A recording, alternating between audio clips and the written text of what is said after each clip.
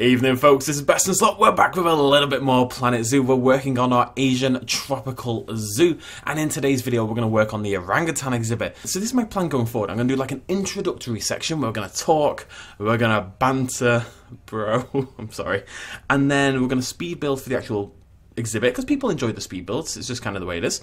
And then what we'll do is we'll come back to this normal talking at the end, and that is when I will add the animals in and we'll observe the animals and we'll do the enrichment and stuff like that. So the actual build is going to be a speed build, and then the animal care, and we'll talk a little bit more at the end of each video. I think this is a pretty good combination of everything I've been doing in the past, but again, let me know in the comment section down below. All that said then, we are ready to go. Let's get started on our orangutan exhibit. Very exciting. So here we go, it is time-lapse time. Now first things first, I do apologise if you hear any annoying noises. Somebody is drilling into the earth outside my bedroom window. Apparently it's kind of like Armageddon. I think they're trying to save the planet. So here is our time-lapse. This is about an hour and 15 minutes or so of footage squeezed down into 15 or so. It is only 5 times speed, which is a little slower than usual. So hopefully we'll be able to see a little bit more detail about what's going on. The idea was pretty simple, was to build a beautiful rainforest looking scene. I instantly realised I wanted like a waterfall, like a centrepiece kind of thing. The waterfall itself isn't a big deal, but this kind of overhanging slightly rock structure, they're quite common from what I've seen in like these Thai fishing villages. These rock structures that slightly seem to defy gravity. They lean forward in a way that looks ever so slightly unrealistic. So that's the kind of thing I wanted to represent with this exhibit for our orangutans. I need to cough really badly, but I'm going to resist. So we're gonna just put in the basics here, you know, a little bit of a river, a little bit of land, stuff like that. Really just trying to get the basic terrain shapes in. First of all, I was a little apprehensive doing this one, just because the orangutans can climb trees, they can climb, you know, structures, they can climb lots of different things. So as I add a lot more stuff, you'll see at various times, and we're gonna see later on the climbing. Oddly enough, it worked out pretty okay, but I was very apprehensive that they were going to be able to escape. But I ended up pretty happy with, in general, with how this ended up. Shut up, world! Look, I'm doing YouTube. I'm going to talk about this as well. So I'm adding in my little staff area. The idea was we're going to hire some staff who live just here in this little area on the right-hand side, and they can come and service the exhibit as need be. You'll see later on in the video. But the staff was a disaster. I could not for the life of me get my keeper to refill my feeders. It just was not happening. I actually ended up battling it for about an hour and a half by the end in order to make it work. I did manage to fix it, as you will see later on, but oh my god, it was agony. We actually ended up moving the staff area to just try something new. Now, I was just going to do a glass exhibit, but the idea behind this really was to, I don't want to say make it look natural, but kind of make it look natural. I wanted you to feel like you're walking through this rainforest. And okay, maybe there's going to be donation boxes and education signs, but generally speaking, for it to not feel overly zoo-like, I really wanted it to feel like a proper, active, alive rainforest. And to that extent, I am going to end up putting a null barrier in and stuff like that. Now, I had another idea, and that was, there's a little bit of a story. I don't know how many of you have seen the documentary Virunga, which you should definitely see, by the way. It's really cool. It's also heartbreaking, but it's a very good documentary. It's about gorillas and poaching in Africa, and also how that ties in with war and oil and all this. There's loads of sort of layers to it, but there's this guy at the end of Virunga. I'm not going to do any spoilers or anything, but there's this army coming, you know, from these local rebel forces, stuff like that, and he stays behind, risking his life to protect the gorillas. And we don't know what happens, blah, blah, blah, blah, and it's been a while since I've seen it, so again, I can't really give any spoilers, but he stays behind to rescue the gorillas. He stays behind, and he says he's willing to give his life to protect these animals. It's just one dude living in this little gorilla sanctuary on his own. He's sitting there with his rifle, he's just waiting. He can hear the tanks in the distance. That's not quite what I was going for, but it's kind of what inspired this. My idea was this guy who lives in the middle of this ancient rainforest. He's built himself this structure on stilts, because everything's on stilts around here. Kind of keeps him away so he doesn't get, you know, jumped by an orangutan randomly in the middle of the night. Using nothing but wood from the rainforest, all these local materials. He builds himself this little house, and this is where he lives, and he walks out in the morning and he observes the orangutans, he hangs out with them, he helps them out a little bit. We're going to see that in a little bit as well. and it's just this guy who loves these animals and he's happy to die here in the rainforest observing them and living with them, basically. It's meant to be a positive thing, but again, it's just this little story I wanted to tell. So I'm going to build him a little ladder so he can get up and down from his house. There you go. And we're then going to start to reinforce the structure a little bit in general. This is the kind of thing I want to try to do more of. It's the little details that really make these structures realistic. Again, buildings are not my strong suit, I will admit that, but we're getting there slowly. We're going to slowly get there, we're going to keep on trying. And we're just putting some standard sort of bits of wood in there just to make it look a little bit more sturdy and realistic. What am I doing here? Just changing the path a little bit. Very exciting. Back to work. So, annoyingly, I actually put a lot of details into this that you will simply never see. You know, if you're walking around the zoo, you'd never see them, but they're there for us. They're there to tell the story, and we'll know, ladies and gentlemen. The guests in the park may have no idea what's going on, but we will know.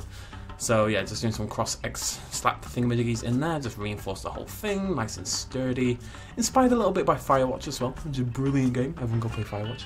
Here you'll see me Google wooden watchtower just to get some ideas, but I was already pretty happy with the basic layout by this point. I'm going to add a little bit of a fence just because I wasn't loving how that woodwork looked. So again, maybe he built his own little fence. We're going to change the colour of that as well. As much as I love the red, and we were using it earlier, I do want this to feel a little bit more like it's been built from stuff he would have access to in the rainforest. This is a guy who has no interest in society.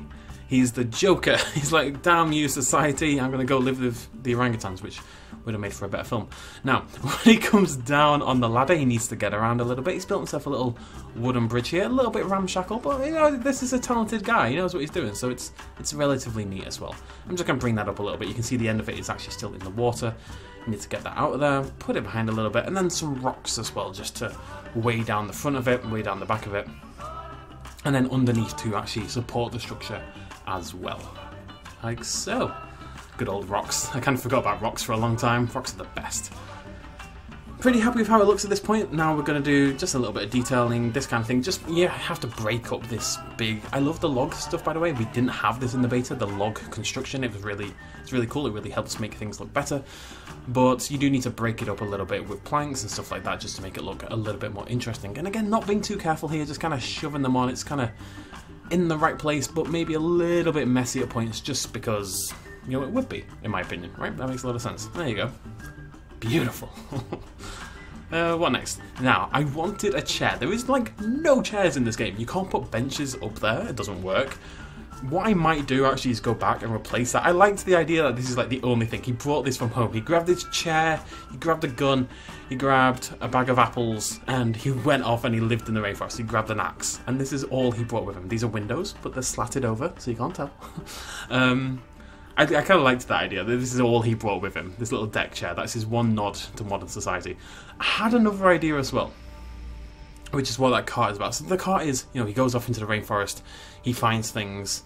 There's this water, you know, he gathers this water. This is his bed, made up of rugs, and there's this, you know, puts his head on the rugs at the far end.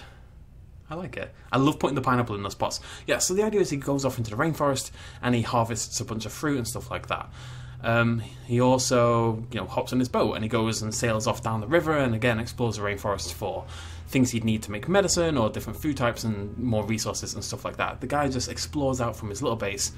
The reason his little cart is still left down there with fruit on is because he loves the orangutans. You know, when he goes and gathers a ton of fruit, he takes some upstairs, which we saw in the baskets, but he leaves a little bit behind, just in case the orangutans want some as well. If that sounds like a weak justification, I swear that was the plan from the get-go. A little bit of a sunken boat in there, just little things to add a little ambiance. I want this to feel like a real lived-in place. I do end up putting a door on, so it makes it basically impossible to see inside the building unless you view it from the window, which is blocked off that window right there on the left-hand side. But we know it's there. That's the point, you know. You only see it from that side window. You'll never see it as a guest, but I don't know. I like selling the impression. We're going to add some water here, a little bit of a waterfall. Not something I want to go over the top with. I think we need like another type of waterfall in the game. So you can see that's the waterfall middle there, and it starts off heavy and it gets lighter towards the bottom. The problem with that is you can't put two of them together without it looking a little bit odd, because it gets, you'll see in a second, we're going to mess around with it in just a moment. Sorry if you hear that noise, I'm scratching myself intently. I'm about to add, you see what the problem is there? The water picks up again, it gets a little bit thicker, just because it does fade out as it gets lower and lower. We need like a thin water stream that can carry on from the top, because the best way to handle it right now is just like that, just to have your one waterfall at the top. I would like to be able to see the water all the way down, but I'd like it to be lighter at the bottom and not, you know, having all this, the white, the foam reappearing. Anyways, how long have we got to go? 4 minutes. So, lots of trees. I'm not done with the trees around the exhibit, but we do end up doing the nature. Of course, we need to go pretty hard on the trees. This is the middle of a rainforest, but I will say, you're going to see me add a lot of nature here, but it only accounts for about 35% coverage for the orangutans by the end. They could have had way more than they're going to get here, so I'm going to claim that I was restricting myself a little bit. I just really want to block off the fences. You know, you're not going to see those bits properly, so it doesn't matter that it's a bit repetitive, there we go, from the sky, but it does matter if you catch like a little glimpse behind there every now and again as a guest, and you'd see it looking, you'd see like some glass fence. I just wanted it to look, you know, like a forest, basically. That's the idea. So we're going to chuck some foliage in. Again, this is my kind of exhibit. Oh, I had a really cool idea here. I was really proud of this. So I want to make this obviously into a big rock wall. And I just had a little thought that, just a tiny little thing to sell the environment a little bit. There's this big rock thing, it's spilling the water out. I think it makes it look a lot better. Also really want to put some dirt around the edges of the water. You're going to see that as well. Again, just trying to sell it as a real place. A little bit of rock there, a little bit of dirt around the edges of the water. Any of the raised bits get a little bit more exposed rock. I don't know if I've done it yet, but this mountain is mainly rough rock with a little bit of grass on it, but the bit under the water and directly below the water and just a little bit as it drops down is smooth rock. The idea being that this running waterfall has eroded the rock down over time and taken the rough rock into smooth rock. Now that's the kind of thing you will never ever notice, and you would not have noticed probably if I hadn't just said that in the video, but I think it's a cool idea. And that's all I've got. I was proud of that at the time. I think that was quite good. It's like my favourite part of the whole exhibit, to be honest. I really end up liking this exhibit. I get to go hard on the nature. It's big as well. This is really what I want to do. I wanted big, impressive exhibits. You know, I feel like a lot of my exhibits have been quite small in the past, and because we were quite limited, you know, we were doing an actual zoo, right? And don't get me wrong, yes, we're doing this now. Our next zoo, for example, might be a lot more constrained. I'd like to build zoos that look like actual zoos, but I'd also like to build zoos that look a little bit more open and wild and stuff like that. I think it's cool to get like a really good mix between different styles. So this one is very open and unrestrained, but maybe the next one will look very, very zoo-like. And the Master Zoo, when we get to the Master Zoo is going to look super zoo-like as well. But for this, I liked the idea of having like this big family of like 5 or 6 orangutans all exploring this wild environment. You know, this guy in the hut overlooking them, checking on them, making sure they're okay, protecting them from predators and stuff like that. You know, he becomes like a little extra father figure for this orangutan family. I have to talk about this because what am I going to talk about foliage? What am I going to say? I am placing a tree. I am placing a tree. I am placing a tree. God. Decided we need a little bit on the top as well, not a kapok. As much as I love the kapok trees. As a general thing I want to talk about, I am only using Asian tropical plant life in this. Every single zoo we build is going to have plants only from that biome and only from that continent, basically. Everything is going to be entirely appropriate for where it came from. Maybe not strictly in the way that there will be some Indian ones, there'll be some Thailand ones, there'll be some like Japanese ones. We're going to mix and match a bit like that. I have tried to avoid things like the cherry blossom because that leans in a different direction, and also not tropical, so what am I on about? But the point is, yeah, okay, maybe they're not all from the same place, but it is only Asian tropical. I've had a few comments suggesting particular animals and stuff like that, which I really appreciate, but I want to say I have every single zoo already planned. like entirely. I'm just going to pause this in a second. We've only got 10 seconds left. That's a good time to end it. That's basically what it's going to look like. It changes a little bit. You know, I've got a little bit of content recorded now. We're going to talk. We're going to battle with the zookeepers for about an hour, so have fun with that in a second. But there's the time lapse. There is my final orangutan build. We've got the big mountain in the middle, water falling off into the sort of riverish lake below. We've got a few details in there like the boat. We've got the wooden shack on stilts on the right hand side, kind of tying in with the Thai fishing village, but also like a wooden watchtower you would typically see in a rainforest, in a jungle, in a forest in the Americas in particular. Stuff like that. Yeah, so just the last thing I want to say, because people do keep suggesting animals, which I really appreciate. I love that you guys are excited about this and want to get involved. I have planned out every single zoo we're going to build. The idea is to have this global spanning franchise that includes every single animal in the game. Now, to organise that properly, what I've done is split all the animals into various zoos. Some of those zoos are going to be tiny, some of them are going to be about 7 or 8 animals, that's most of them. This one, for example, is 7 animals. And then a couple of the African ones are going to be about 20 each. African tropical is about 20 animals, African temperate is about, African grassland I should say, is about 20 animals. So the plan is meticulous. Every single animal is accounted for, every animal will go in its right place. The place where I think the animal suits the best, basically. And trying to create a good balance between all the different zoos. So basically, they're all planned, yeah. We are going to build a master zoo at the end, and then we're going to have some fun building lots of different random zoos and random exhibits, but it's going to take us a while to get through every single animal in the game. And the idea is, let's say we've got this Asian tropical zoo right here, with 7 animals in, there is going to be space for more exhibits. So let's say a DLC comes out and adds another Asian tropical animal, we can come back to this zoo and add another one. We can add a new exhibit and just kind of expand our existing roster of zoos with the DLC animals over time. I'm really excited about it as an idea. So, as much as I appreciate the suggestions, all the zoos are already planned. What I'll do is I'll let you guys know what animals are going to be in those zoos on the first episode of each zoo going forward. But for reference sake, Asian tropical is greater flamingo, which is in plenty of zoos. Greater flamingo, the scorpion we've already had, the Bornean orangutan, the Bengal tiger, the gharial, the Komodo dragon, and the saltwater crocodile. Those are the 7 animals we're going to be playing with. So the next 5 episodes are going to be one of those animals each. I think we're doing flamingo next, and then the tiger, and then we're going to start moving towards the oceans and the deserts, the beach, I should say, for the Komodo and for the crocodiles. Cool. Okay, so we're going to hop off the time-lapse and enjoy me getting very angry at the game. Okay folks, I think I am moderately happy with this. Of course we still need habitat items, enrichment, all that kind of stuff. We still need, you know, some jungle over here, stuff like that. Like I said, I'm not really going to do viewing areas per se for this one and probably the next exhibit.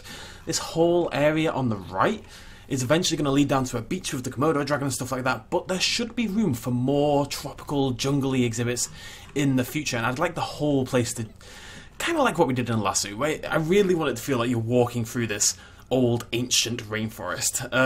Yeah, really excited to get this one going. So, what I'm going to do, we're going to hire a couple of staff. These staff members are going to work exclusively over here. Basically a zookeeper and a mechanic. I'm just going to assign them to these buildings here. Probably build a workshop as well, so the mechanic's got something to do in his downtime.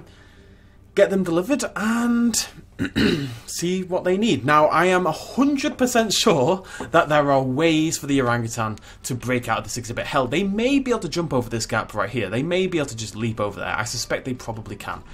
I figure it's better to get them in there, and then we can start to look at fixing it so that they can't escape, basically. Because at the moment, it'll be wishy-washy, I don't know for sure. So, let's hop over to animal storage. Let's get our Bornean orangutans, Penuta and Dewey. Penuta and Dewey are my 2 lovely, relatively fertile Bornean orangutans. The hope is long term we get kind of a thriving system of these guys. We can sell some of them off, fund more of them, you know, keep new ones coming in and stuff like that, and hopefully have a family of say 5 to 6 orangutans long term. That'd be really cool. It's quite a large exhibit, so it's the kind of place that feels like it should be filled with animals. Now, I have no money whatsoever. You'll see at some point I had to stop. I'm sure I explained it in the video, but I'll explain it again. Basically, I'm not really making any money on this zoo, right? Because there's no exhibits, there's this, and there's like the scorpion. The scorpion is not helpful. When the orangutan comes in, I'm hoping we're going to start making some money. But for now, there really is nothing at all. So what I had to do was hop into my other zoo. I've got like a breeding zoo, which I use to make some CC. I know, but I don't sell them on the market. I only release the wild, because I'm a nice person. And that zoo is terrible and boring, but it rakes in money. Money is super easy to make on franchise mode, but it's a lot harder to make when you want to build a zoo like this. The fancier your zoo is, the harder it is to make cash. It's just kind of the way it is, unfortunately. My other zoo is literally a path and then a few exhibits and some donation boxes, and it makes a fortune. So I went and I bought some animals from the market for cash, and then I sold those animals from cash right here. I know, I feel terrible. But hopefully, down the line, is that new? Little blue circle thing. Hopefully, that will no longer be necessary just because, you know, we've got this orangutan exhibit, which is hopefully going to be super popular. Lovely stuff. So, Otis will start to research our orangutans. We'll get them some really cool enrichment. Now, I believe one just got delivered somewhere over here. Yes. Right, let's speed up a little bit more. There she is. That is our lovely Dewey, our Bornean orangutan. Now, how happy is Dewey? Dewey needs a lot less grass, which is upsetting for me. Actually, this happens a lot with all the animals. So what we're going to do is we're going to bring in the short grass first of all, because short grass is cool. I think we're going to have to make the exhibit a little bit dirtier, really. So right now we're just trying to replace the long grass. I really wanted to bring in the orangutans earlier to do this. But I also wanted to finish the exhibit build, so I was kind of in this like catch-22 bit where I didn't really know what to do, but it's okay. Let's replace all this. This backside doesn't really matter much. This is where we're going to put the textures that we're trying to hide away a little bit, because I don't want to fill the exhibit with rock and dirt. I really don't. So what we do is we fill this bit with rock and dirt, because you're never going to see over here, alright? That's what we want. This is my secret, dirty secret. There we go. Still need loads less long grass, which is a massive pain in the ass. Hopefully you can't see that. You're only going to see this exhibit from the front, so it's this view that matters. I'm sure I'll talk about it in time-lapse, but viewpoints and viewing angles and framing is a huge thing for me in this game and how I build my exhibits. Hence the trees at the side and the tree there. It's about creating... I'm not convinced on this tree, I will say. But I think it needs it. I think what I need to do is maybe bring it to the right and further forward a little bit. Yeah, that's better. So we've got this little bit over here. That's like a picture in itself. That's a picture in itself with the shadow coming in on the left. I just like breaking up the frame as much as I can. Is that daft? I don't care. I also think that needs a little something on top of it as well, because it needs some elevation around this level here. Anyways, moving on. I'll stop being pretentious and talking about stuff I have no idea about. Where's my orangutan? There's my lovely orangutan. Go on, Dewey. Again, do let me know what you think about this as a method of exhibit building, I guess. I really like this idea of doing the time-lapse. There's a few reasons for that. One, I think speed builds tend to be a lot more popular. You know, generally speaking, people love a good speed build. Hopefully you guys have enjoyed this one as well. Two, it means I can blast my music, basically. I just get to sit here, play my music, and kind of chill for a little bit. You know, these videos can take a very, very long time sometimes, so it's nice to... It's nice to be able to just, you know, sit back and relax and not worry about talking all the time. Yeah, it looks really good. I'm really happy with how it's turning out. Right. Where are you, my love? There you are. Enrichment we'll do in a second. Let's find out whether they can break out, really. That's top priority. So, it's in habitat, traversable area. Okay, that is surprising. That is the only place in the entire exhibit that they can't get out. That they can get out. That's crazy. I think it might just be because the dirt's a little higher here. Let's, that can't be true. I'm actually a little blown away. I really thought this was going to be a big deal. I really thought this was going to be a huge problem for me, but it doesn't seem to be.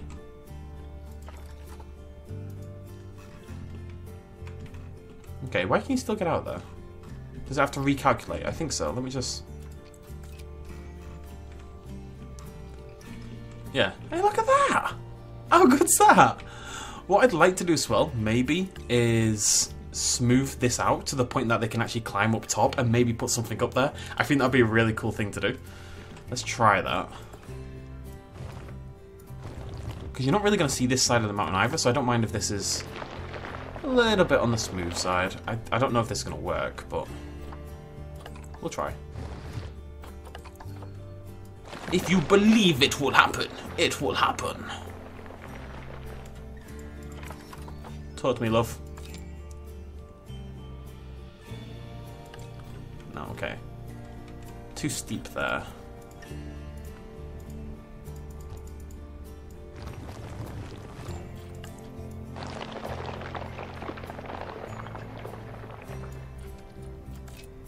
Come on.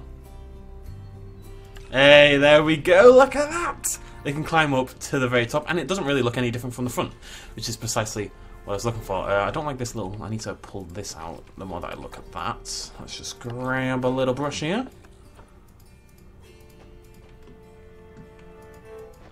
My chisel. Go for a baby chisel. Just want to knock this wall in a little bit. Okay, good stuff. Right, so we just need enrichment and food and that kind of malarkey. I'm hoping that keepers actually going to be able to feed them. The water's quite shallow, so my hope is they can just walk across it, but we're going to have to wait and see. Let's get you some food, my friend, my love. Habitat. Enrichment. So, we are looking for Borneo. Right, so we can use the arboreal feeding platform. Well, that's kind of what we need to use. I guess we want it over here, right? We want them eating in front of the guests at the end of the day. No matter. Oh, that's not in front of the guests. The guests are over here. I've got to remember, right? As much as I love doing the design stuff, this is still meant to be a zoo where humans will want to come and visit. So I do have to make some concessions to that. I'm going to want enrichment. I'm a little bit worried the keepers can't make it across here. Even though I've built them a lovely platform. But there's our orangutan. There he is! What a beast! I want to see what they can climb. I'm really interested about that. I don't know what she's doing. If they can climb up this, I will be incredibly happy. What on earth is she playing at? Now, another cool thing we can do, by the way, which I think a lot of people don't take advantage of, you can go into genetics and you can compare mates and you can see what the chances of babies are. 0%! And that's just because of the low welfare. Until we get some enrichment items, they're not going to have kids, basically. But they both have decent facilities, so hopefully, down the line, or after a couple of research levels, basically by the next episode, we should be able to get some orangutan babies on the go. So we'll come back and check those out. I love him! Is the keeper actually going to do their job? What are you doing?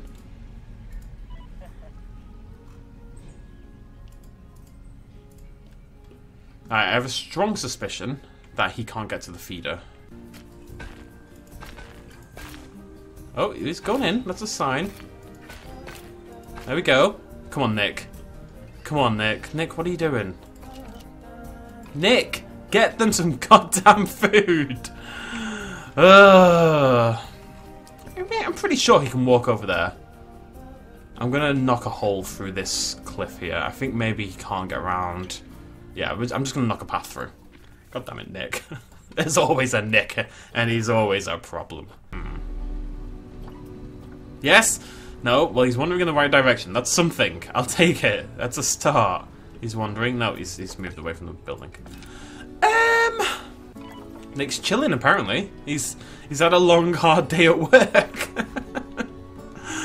Oh, God, right. I'm going to grab my... I'm going to assume that if I get some enrichment items, we can make it work. Why have they been boxed? What? This happens a lot. That wasn't happening in Bay. I don't really know why it's become a thing, but the animals are boxed up constantly. There he is. Anyway, Panuta.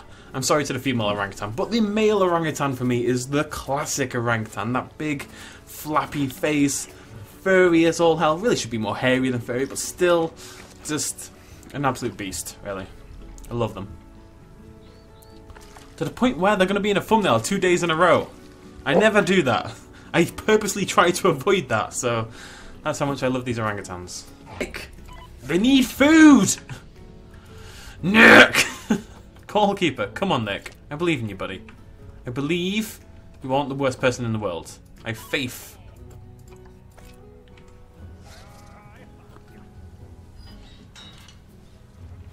Going to make food. Oh my god, right, I'm going to move this to somewhere I know he can go. So last time we walked around there, right? I'm just going to move it there temporarily. Oh. For a brief second I was confident. He's going to the staff room again. He's a lazy little... I hate Nick. I hate Nick so much. I'm going to have to think of something here. We're going to have to think of a way to get this to work. Okay. Vet research is finished. I'm just praying to the vet research gods that includes now. Oh, I have no money either. Oh, everything is a disaster. Everything is a disaster. Everything is a disaster. Now, ladies and gentlemen, I am by no means a religious man. By no means whatsoever. I am willing to pray that this works, because if this does not work, I don't have other ideas. This is the only idea I have right now. The hope is that the arboreal platforms are bugged and that this roller feeder is going to work instead. We know that they prioritize enrichment feeders over normal feeders. That's not really what's going on here, but still I'm hoping that plays a little bit of a part in it. So, we are going to call Keeper to Habitat. Call Keeper to Habitat. Done. We're going to find Kenny. Nick. Whatever. Nick is over there. Nick is going to Habitat. Nick is running to the Habitat, which is different than he has been in the past. Now, is that because it's raining? I don't know. Nick's going to walk in. Nick's entering the Habitat. I've once again... I actually need to flatten over there again. Exiting Habitat. Wandering.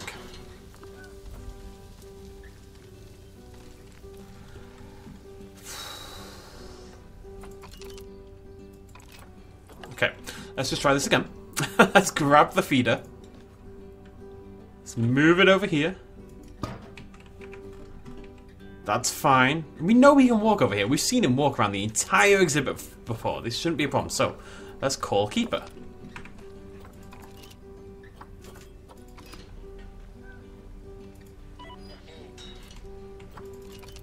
Why are you heading to staff room, Nick? I'm going to fire Nick. I don't know what else to do. I'm going to fire Nick. I'm going to hire someone else. Maybe someone else will do this job. It doesn't seem likely to me. It really doesn't. Gonzalo. Gonzalo's my new guy. Gonzalo, I believe in you. You'll be the man that Nick could never be. He's going to Habitat already. I didn't even ask him to. He's going to Habitat. Look at him go. Gonzalo's a man of the people. And Gonzalo's useless as well. The feeder is right there. Right, he's level 2. Oh, his page jumped up automatically. That's a new feature. I think it's jumped up to the minimum. Huh. Now he's working. He literally had to hit level 2 in order to start working. So what's the point in level 1 keepers if they don't do the bloody job? That's bizarre to me. Ugh, right, it doesn't matter. The point is, it's working. Nothing else actually matters anymore. It bloody works. Oh my god, this has been a pain. How do I have insufficient funds to move the thing that I own already? Right, okay. I'm going to redesign this, like, I need to move these buildings back a little bit and redesign the whole area. I need to get some money going. I'm going to move all this back, hide it sort of away in the corner. I'm going to keep the path exactly where it is, though. So that is the trick. If you have this problem where your keepers refuse to feed your animals, apparently training them up will make them less totally, utterly incompetent. I don't think you should have to train your keepers in order to make them do a basic thing like feed your animals, but that appears to be the case right now. So, yeah. We figured it out. Right, that's the orangutan exhibit. Hope you've enjoyed it. Thank you so much for joining me, ladies and gentlemen. Just for reference, this took me about an hour to fix, so there you go.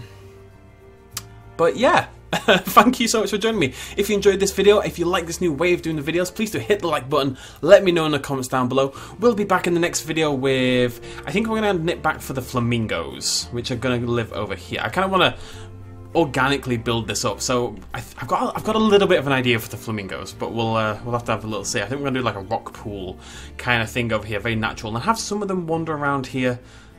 I could just do like a big null barrier. And we'll see, we'll have a little think about the flamingos. But at the very least, they're going to hang around over here in like some rock quarry, pool looking area, and then hopefully they'll wander around a little bit as well. Maybe just like up to this bit here, and we can put like a chain link fence in maybe. Something quite subtle, pretend it's a fishing net, which is actually something we've already done. Anyways, that'll be the next video. Thank you so much for joining me. Hope you've enjoyed the orangutans. Cheers much as always. Bye-bye. Hey folks, thanks for watching. If you enjoyed this video and you want to help support me a little bit more, you can do so at patreon.com/bestinslot. There's a link in the description down below. Every little really does help in times like these, but it's not at all expected, and by just watching the video you've already helped me out massively, and it makes you a pretty cool person, so well done you. Thanks for joining me either way, I'll see you next time.